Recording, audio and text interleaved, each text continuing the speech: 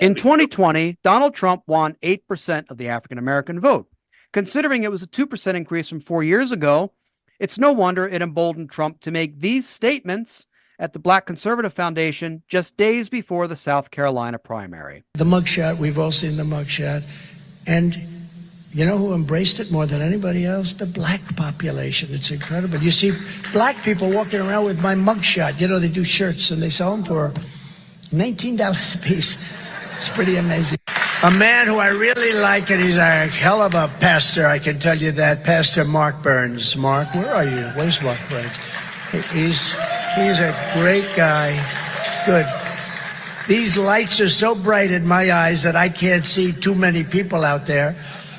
But I can only see the black ones. I can't see any white ones, you see? That's how far I've come. That's how far I've come. That's a long way, isn't it? Besides, we've come a long way together. We've come a long way together. Now I'm fucking up one of the oldest racist jokes ever. Oh my gosh. Like he's like, yes, all of you. You know who embraced me getting indicted? The blacks, because you all are so accustomed to getting indicted, aren't you? And they're like, yes, yes, we are, Master. We are. Gosh. I don't get how women support him, people of color support him, people who are gay support him. When any, I feel like I'm gonna have a stroke because I think this person does not have any of your best interest in mind ever, now or in the future. What are you doing? Yeah, and it isn't even just the marginalized groups. Like in general, how anybody that bleeds red, for the most part, how could anybody, because he doesn't have any version of humanity. So wouldn't matter if he wasn't a racist. It's just he's not a human. Like, you know what I mean? So if you're human and you have human like tendencies, how is it that you would like this to represent you? It's not human. You're like voting a different species into office, and that species does not represent yours because yours is human. Gina brings up a good point though. Aliens were just discovered, right? And we've got him with, maybe there's a new species going on, and look, Darwinism's going to play. He's eventually going to fall out. Hey, don't be using that D word in South Carolina.